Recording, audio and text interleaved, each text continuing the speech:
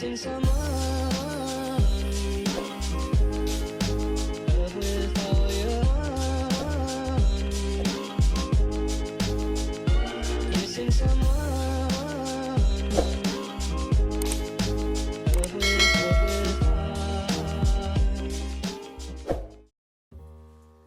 Hi guys, welcome back to my channel. So today I have a color correction. So we're going to be doing a corrective highlight. This is a brand new client. So a bit about her color history is she said she went to a salon and didn't give her the color that she wanted. And so she took it into her own hands and tried to lighten her hair herself at home. So right now you can see her roots. They're a little bit blotchy and uneven. So today we're going to be trying to kind of even it out, make it look a lot better and blended than it already is. She has a little bit of breakage, as you can see, and by feeling her hair during the consultation, I had a feeling that when it was wet, it was probably gummy. A good indication is that her ends just felt more on the dry side and they didn't really air dry smooth. They kind of air dried a little crinkled. So that's kind of a little hint and indication to know if the hair is healthy or not. Because you can see the roots are not like frizzy, it's more smooth. So it's not the fact that it's her hair texture, it's just that the ends are that damaged. So today what our main focus is going to be to kind of just get her as even as possible and make her feel good again about her hair. So I'm going in and we are just highlighting her. I am taking a detail section around the hairline, and that first one I did a weave, but for the majority of her head throughout the rest I'm going to be doing slices. And since she has a lot of warmth in between at the roots, I want to try and get rid of that as much as possible to even it out and make her feel really blonde, because her goal is to be like a platinum silvery tone. And I told her that we should definitely not touch the ends because her ends already felt pretty dry and it just felt like it really needed a break. So the main focus of what I'm doing is really lightening up all the dark on the top and that warmth band.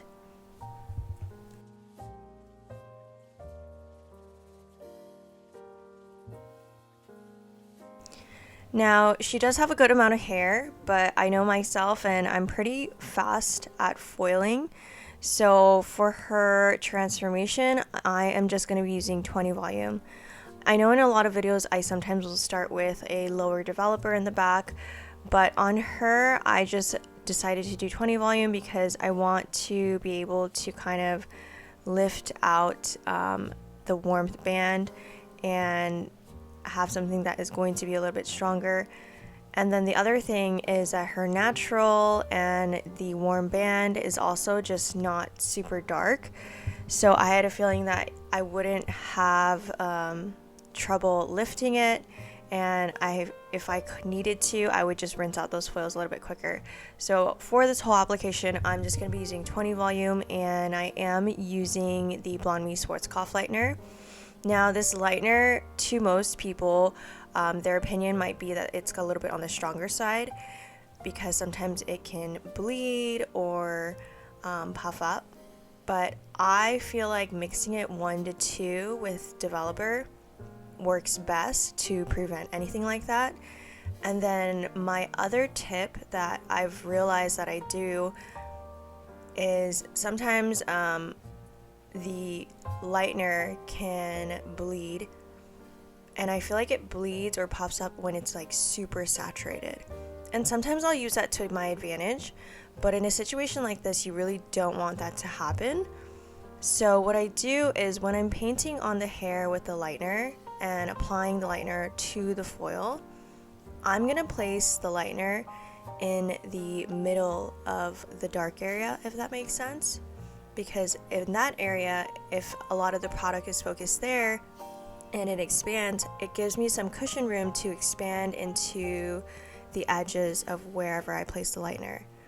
And then from there, after I've placed the concentrated amount of lightener in that middle section, I kind of feather up and feather down so that it's not as heavily saturated in the other areas. And so this is going to really prevent any of that like bleeding or anything like that, especially when you're using this lightener and you find that it does expand a little too much for you. It's just a little bit of a tip to prevent that and to just help with the application. And honestly, it doesn't have to be just with this lightener, but I just find that when you heavily saturate in certain areas, you want to heavily saturate in the areas that are the darkest and then feather down into the areas that are a little bit lighter so that it will lift, but it's just not as strong and saturated in those areas. And I find that this really does help, especially when you're doing corrections like these. It saves me time because I don't have to use different developers. I will kind of alter the lift even though I'm using the same developer. So what I mean by that is I'm using 20 volume, but you can see there's banding, there's different levels in the hair, and the way that I'm switching it up and having control of where the hair lightens is by the amount of product that is put in those areas. So in the areas that are darker, I'm going to really heavily saturate my lightener, and then the areas that are a little bit lighter, I'm going to feather the lightener on top of it so it's not as heavy. And essentially what that's going to do is it's going to create a really even lift. Now this only works if the banding or the hair that you're lifting next to it is different by maybe like 1 or 2 levels. I feel like if it's more than that, like maybe 3 levels, 4 levels, or anything like that, you'll definitely need to use maybe a different developer or even maybe a weaker lightener. So because her natural is, I would say her natural is like a level 6-7, and then the banding is like similar. It's like a level 6-7. So I find that this is going to even it out and just save me a lot of time to use the same developer but do different types of saturation in the areas that need it.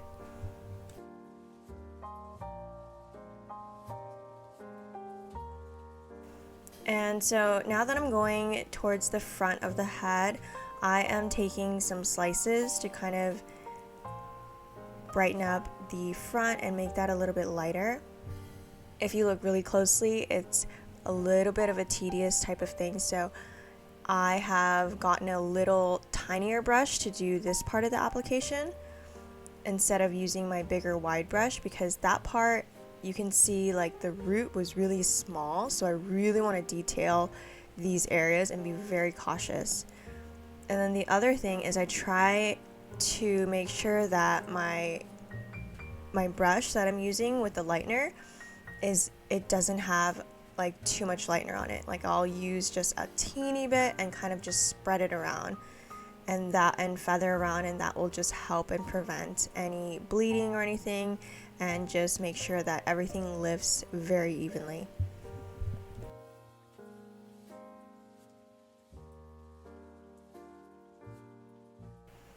So some of the things that I want to mention about this correction is that in our consultation, I had already mentioned to her that after today, it's not going to be 100% perfect. It's going to definitely be a process because we're doing this in a way that we're going to be blending it and not doing a solid application. So even though I am highlighting majority of it, there's obviously some hair that's left out, like the negative space in between my foils.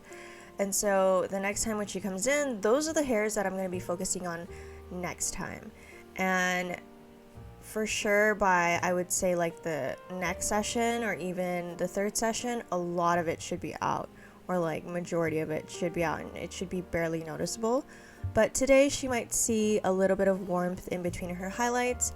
But again, I'm doing a very, very heavy foiling technique where these slices are really close together. I'm not leaving thick negative space in between it all because, again, I want her to feel really blonde and I want to get rid of a lot of this color out. Now, eventually, when she gets to her goal, and let's say we get a lot of the warmth out, that's when we can start doing a softer blend at the root. And when I mean a softer blend, that just means leaving more of her natural in between. Because her goal was to have a look that really blended her gray and complemented it rather than cover it. So we'll work our way there, but because of her situation, we have to do something a little bit more heavy, more blonde to kind of even it out and get rid of a lot of that warmth.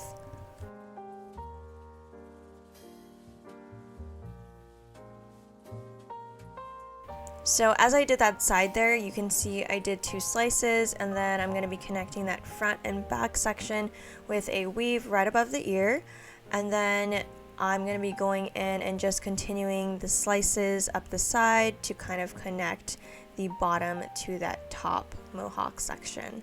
And you'll notice now that we're onto the sides, the root of her hair is a little bit longer. There's a lot more dark like space. So you'll see I'm going to be switching my brush from having the smaller brush to using the big brush again, because that's going to help me just like do an easier, faster application.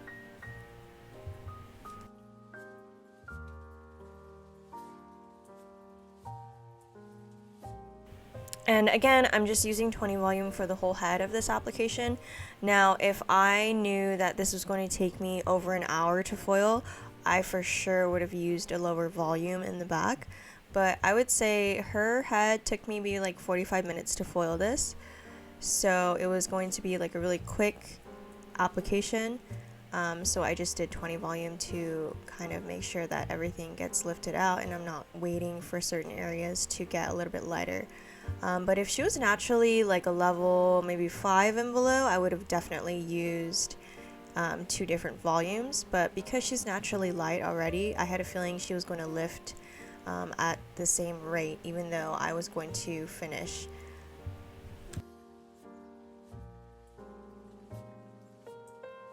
So really quick, I wanted to share with you guys me pulling out the foils in the back.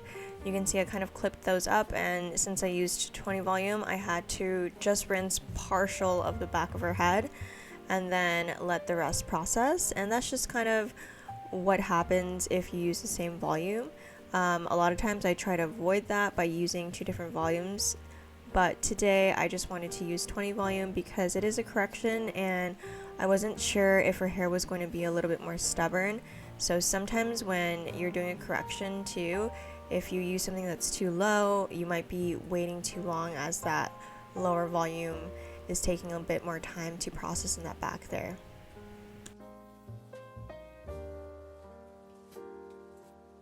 So now I'm going to be going in with her root shadow. And so for her root shadow, we are using a liquid demi-line, and I am using a level 7 blue ash tone, let's say. And this is more of like a blue undertone, and I'm just literally tapping the root like a baby root. I don't want something that's going to be too long because eventually we're going to have to highlight it out and get it a little bit lighter, and I don't want to kind of like fight the shadow root, so that's why I'm using a level 7.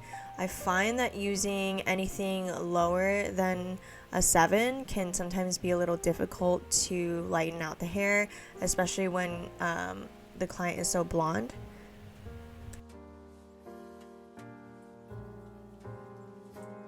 So now I'm going in with a rapid toner, and I am using Icy and Moonstone with a little bit of violet. And you can see I'm directly applying the toner to only the root area, and I like the mid root area because that area I want it to tone out, and you like the hair in between my highlights are still a little bit warmer. Those are the hairs that I left out, so I really want to make sure that this kind of helps tone that out and that this part has the toner on it the longest, because these rapid toners, they tone pretty quickly, and the longer you leave it on, the kind of more pigmented and darker they get. So I'm carefully and strategically painting it on to those areas where that warm root is, to kind of give it a nice melt. And again, like I said in the beginning of my video, her ends are very porous, and I could already tell that they might be gummy when they were wet.